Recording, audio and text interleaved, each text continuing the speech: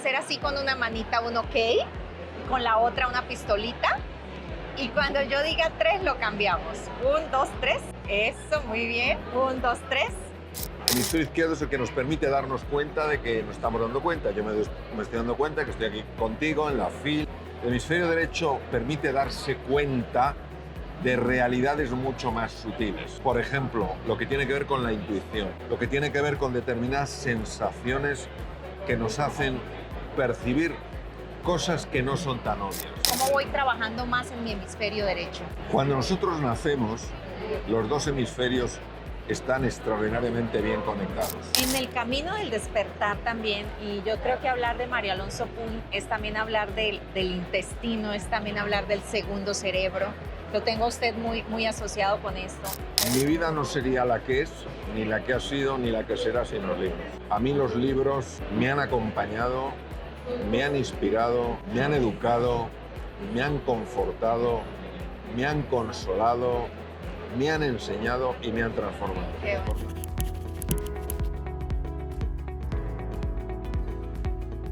Bueno, doctor Mario Alonso, qué gusto tenerlo aquí y qué placer poder tener este espacio con usted así tan cerquita. La verdad que pues es una persona que admiro, no solamente yo, el mundo entero lo admira a través de su lectura tan sencilla para explicar.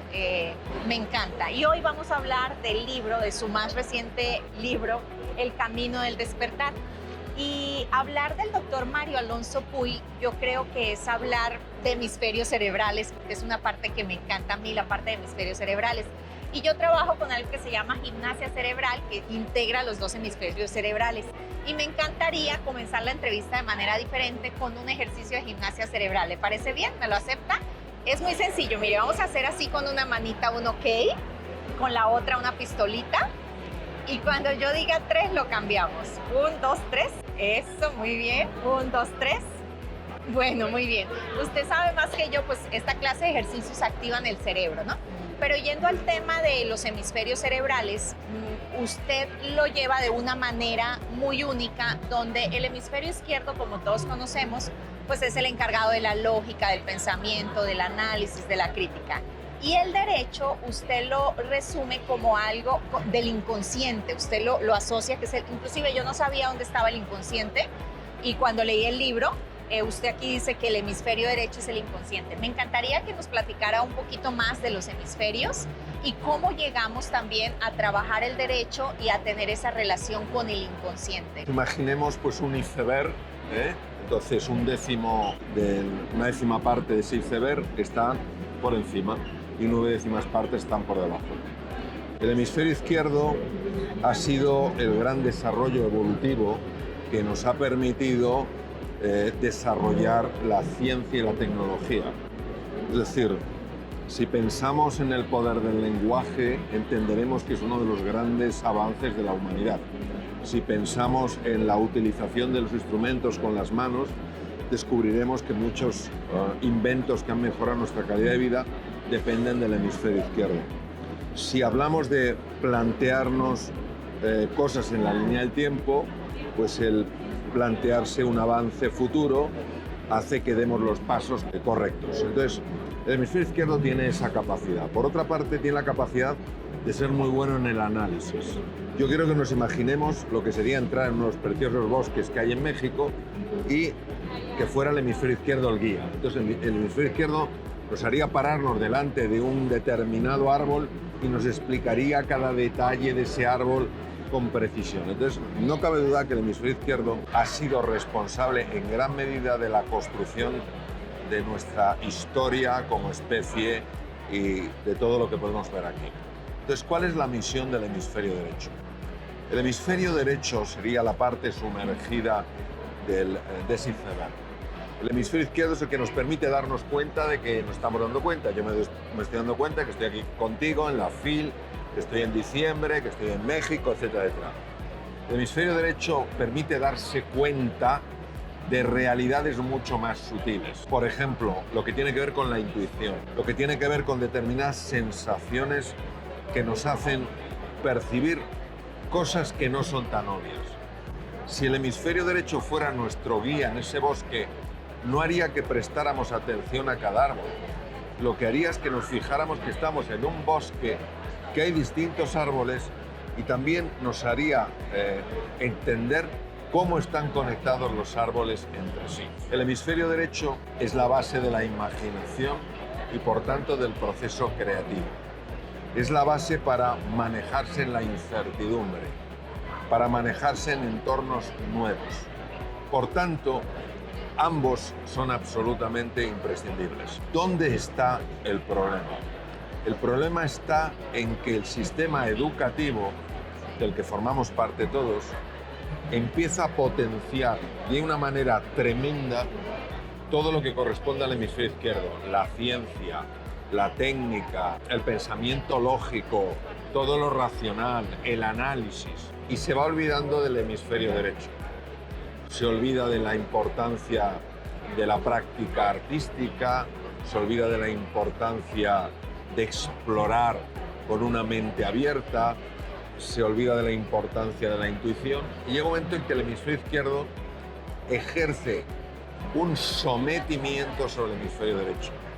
De tal manera que cuando la solución a un problema la da el conjunto del bosque y no conocer cómo funciona cada árbol, el hemisferio izquierdo pretende dar una solución para la que no está capacitado. Entonces, ¿qué ocurre?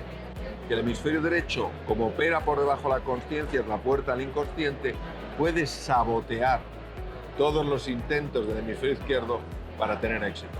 Sencillamente porque no se siente escuchado.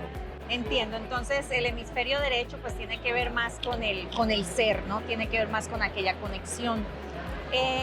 Ese trabajo de los hemisferios, se nace con ellos, sobre todo el derecho, ¿cómo lo vas desarrollando? ¿Cómo voy trabajando más en mi hemisferio derecho? Cuando nosotros nacemos, los dos hemisferios están extraordinariamente bien conectados. Por eso los niños son tan creativos, por eso los niños exploran en lugar de enjuiciar, por eso a un niño le das una caja de cartón y con eso construye un juguete con 1000 posibilidades.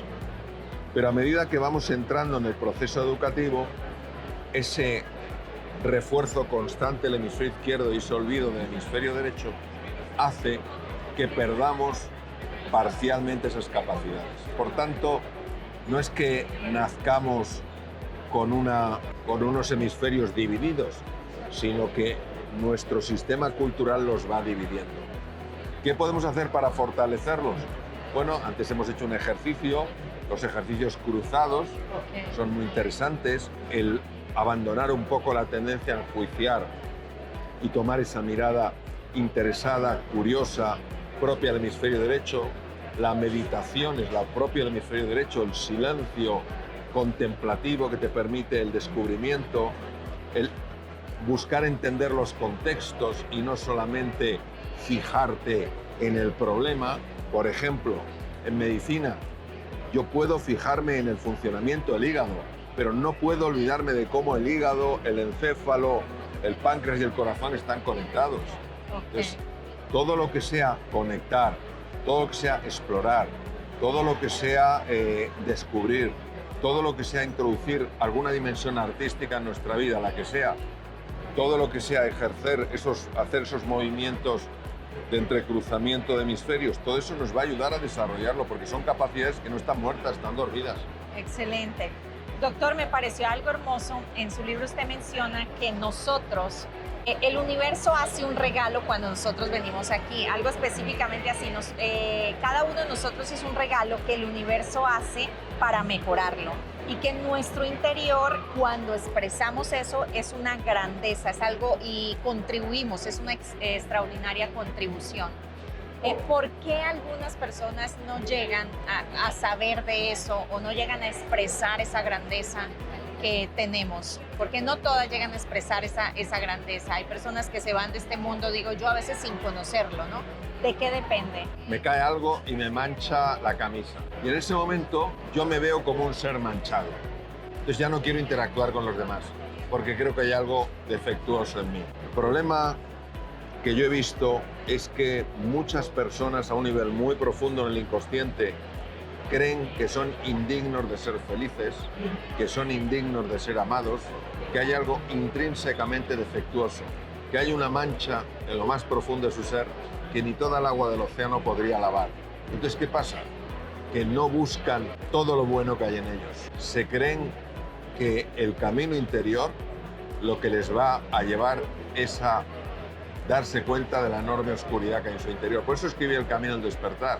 El Camino del Despertar es un viaje para traspasar los nubarrones negros y encontrarse con lo que realmente somos, que es ese cielo azul con un sol radiante. Y es eso, es una sensación profunda de indignidad que tenemos. Yo cómo voy a tener salud. Esta persona que es tan simpática, no, esta persona será o no simpática, pero sabe que tú tienes esa luz. Y esto lo sabemos perfectamente porque cuando una persona cae en la cuenta de eso y empieza a quererse más, a valorarse más, empieza a brillar, empieza a iluminar por donde va. En el camino del despertar también, y yo creo que hablar de Mario Alonso Punt es también hablar del intestino, es también hablar del segundo cerebro. Lo tengo a usted muy asociado con esto.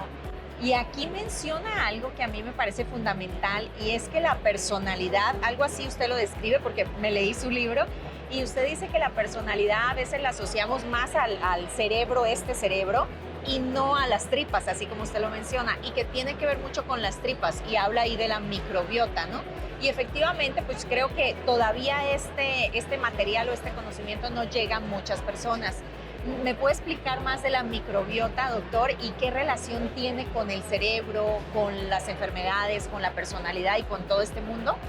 El capítulo 7 lo dedico entero a hablar del segundo cerebro. Vamos a ver, yo soy cirujano general y del aparato digestivo, y en mi formación académica nadie contemplaba en aquella época que el tubo digestivo pudiera ser un cerebro.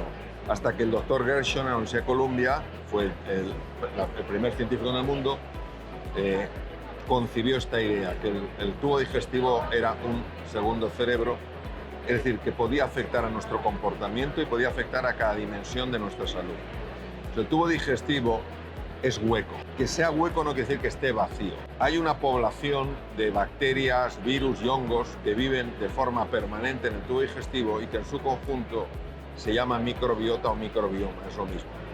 Lo interesante es que a pesar de que no están dentro del cuerpo, literalmente hablando, como podría ser un riñón o el corazón, sino están dentro de la parte hueca del tubo digestivo, se puede considerar un órgano propio del ser humano por la interacción tan brutal que tiene con cada célula del cuerpo. Tienen muchos más genes que nuestras células, influyen en que despierten o duerman genes de nuestras células, y lo que ellas hacen tiene un enorme impacto en el funcionamiento del cerebro.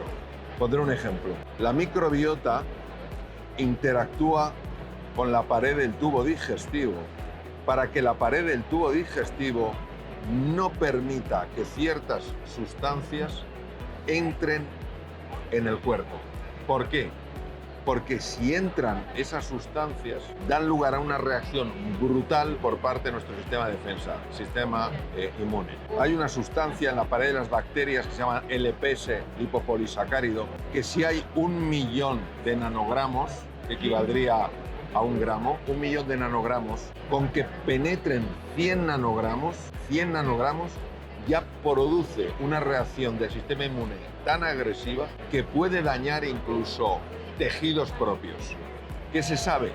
Que cuando el LPS y otras sustancias penetran porque la microbiota está dañada y no puede en esa interacción con el tubo digestivo proteger la barrera intestinal, cuando eso llega al cerebro, el sistema de defensa del cerebro, que fue descrito por don Pío del Río Ortega, un discípulo de Santiago Ramón y Cajal, la microglía empieza a producir sustancias con el deseo de cargarse ese tóxico, pero también se carga, destruye células, entonces produce un proceso inflamatorio que se ha asociado a cuadros de ansiedad, depresión, Alzheimer, enfermedades degenerativas, esclerosis múltiple, esclerosis lateral amiotrófica en la médula espinal, etcétera, etcétera. Entonces, realmente la microbiota hay que tenerla muy bien para que esa interacción con el tubo digestivo evite que se produzca lo que se llama intestino permeable, que es cuando penetran cosas que no tendrían que penetrar en nuestro cuerpo.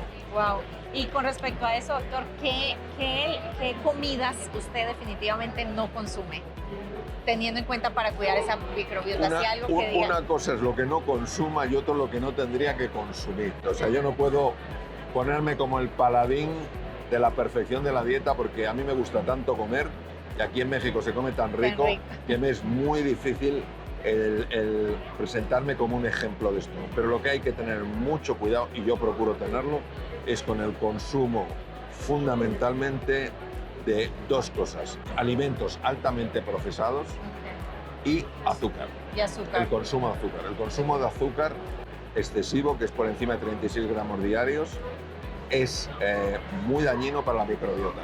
Lo cual no quiere decir que uno de vez en cuando no se tome un buen pastelito, se tome tal cual. Pero hay que tener mucho cuidado porque hoy en día el consumo de azúcar se está disparando de tal manera, es que están un montón de productos que, por ejemplo, en Estados Unidos 2/3 de los niños ya tienen datos de que su páncreas le está que es el que produce la insulina para meter la glucosa en las células, le está costando tanto trabajo. Entonces hay cuadros de, se llama síndrome metabólico, inflamación crónica de bajo grado, estado prediabético, resistencia a la insulina, diabetes, etc. Y hay que tener cuidado con eso. 36 gramos de azúcar equivaldría a 6 terrones de azúcar al día máximo. Okay. Pero claro, es que yo recuerdo una vez un producto que miré cuánto azúcar tenía, una cosita así, 40 gramos. Aquel refresco oscurito, ¿cuántos tiene? Hay que mirarlo. Cada uno tiene que mirar eso, sobre todo para hacer un consumo que sea correcto. No puede ser tampoco el talibán de la comida, claro, pero sí que sea consciente de eso y sobre todo acompañar mucho las comidas con vegetales. ¿Por qué? Porque nosotros tendríamos que consumir unos 50 gramos de fibra al día, que es lo que protege la microbiota. Y mucha gente no llega ni a 15. Wow. Bien lo decía Aristóteles también, que tiene una frase que me encanta, que todo está en encontrar un punto medio entre dos extremos, ¿no? Claro. La verdadera virtud está en encontrar un punto medio entre dos extremos. Doctor, ¿algún libro usted que le haya marcado su vida y qué significa para usted la lectura, los libros? Mi vida no sería la que es, ni la que ha sido, ni la que será sin los libros. A mí los libros me han acompañado, me han inspirado, me han educado, me han confortado, me han consolado, me han enseñado y me han transformado. Por tanto, mi amor a los libros es increíble. Se lo comentaba a una persona muy querida, David Cebrián, el director de la editorial Espasa. Di hace no mucho una conferencia en Nueva York y al día siguiente tenía toda la mañana libre para hacer lo que quisiera, porque por la tarde volvía desde John Kennedy al aeropuerto de Barajas. A mí nací en Nueva York, me gusta mucho, yo he vivido ahí, ahí convalidé estudios de medicina, etcétera. Y hay un montón de sitios que me encanta ir. Pues las 6 horas que tenía libres las pasé dentro de una librería en la Quinta Avenida. Ese es mi amor por los libros. Claro. Libros que me han influido muchos. Me impactó mucho El hombre en busca de sentido. Okay. Me pareció un libro tremendamente esclarecedor de lo que es la verdadera libertad, la libertad interior. Me han gustado, por ejemplo, fábulas como El caballero de armadura oxidada, El Principito, La buena suerte. Me han encantado y luego es que he leído mucho, sigo leyendo mucho de montones de campos. Es difícil, son tantos que me... Claro, claro. Doctor, y hoy en día, hablando del tema de la depresión, que bueno, está como lo sabemos, está cada día más frecuente. ¿Usted cree que se deba también a la época? Por ejemplo, no sé, en mi generación o yo, no sé si soy diferente, pero yo no he sufrido, gracias a Dios, de un ataque de pánico, de depresión, no he tenido nada de eso, ¿no? ¿Tiene que ver también con la época, con la forma de comer, con todo esto, la depresión? Sí, tiene que ver con muchas cosas. Por ejemplo, la forma de comer tiene que ver porque cada vez hay más alimentos ultraprocesados, cada vez hay un consumo mayor de azúcar, con lo cual tiene mucho que ver. También tiene que ver con la falta de ejercicio. Hoy en día el sedentarismo es brutal y para unas cuantas personas que se las ve haciendo footing por la calle, muchas otras que utilizan el coche para todo, ¿no? En tercer lugar, también influye mucho el problema del insomnio. El insomnio favorece la depresión. Otro elemento que favorece la depresión es la falta muchas veces de una verdadera comunicación. Sí, hay mucha información con las redes sociales, pero la comunicación verdadera, sentarse dos personas, hablar de esto o de otras cosas, eso tampoco es tan frecuente. De hecho, hay una gran inquietud por el tema de la soledad, ¿no? Entonces, hay una depresión muy en consonancia con elementos externos, pues épocas posguerra o situaciones muy duras, desastres naturales. Pero hay algo que no tiene tanto que ver con eso como con una forma de vivir que se ha deshumanizado mucho. Okay. Sí, no es un solo factor, son muchos factores, ¿no? El tema de la Son depresión. muchos factores. La multifactoriedad de las cosas es una cosa que tenemos que considerar. Lógicamente hay factores que impactan más que otros, pero por supuesto que es algo que tiene muchos factores. Ok. Doctor, voy a hacer un pequeño ejercicio con usted de pregunta y respuesta. Le voy a dar dos opciones y usted me dice con cuál se queda, ¿va? Por ejemplo, entre meditación o hacer ejercicio. Elige uno, si tuviera que elegir. Hacer ejercicio. Hacer ejercicio, ok. Entre hemisferio izquierdo o hemisferio derecho. Hemisferio derecho. Hemisferio derecho. ¿Un libro inspirador o una conversación transformadora? Un libro inspirador, el hombre en busca de sentido. Ok. ¿Playa al amanecer o montaña al atardecer? Montaña al atardecer. Montaña al atardecer. ¿Escribir o dar una conferencia? Dar una conferencia. ¿Sistema límbico o el córtex prefrontal? Cortes prefrontal. ¿Dormir bien o comer bien? Dormir bien. ¿Una vida planificada o dejarse sorprender? Dejarse sorprender. ¿Cuidar la microbiota o cuidar las emociones? Cuidar la microbiota o cuidar las emociones no pueden ser nunca lo uno o lo otro, porque cuidar las emociones es cuidar la microbiota es cuidar las emociones. Ok, perfecto.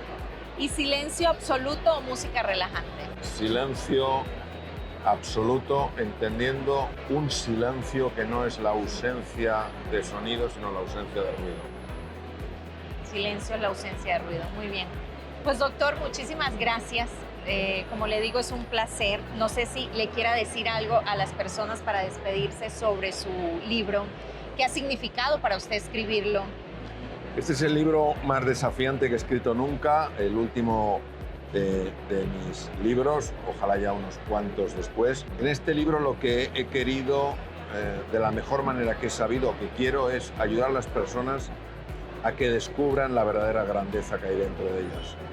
Que se den cuenta que esto no son mensajes bonitos o formas de edulcorar la realidad, sino que hay una realidad preciosa, que hay un camino espectacular para vivir una vida mucho más serena, más alegre y más plena. Muchísimas gracias. Un placer. Gracias.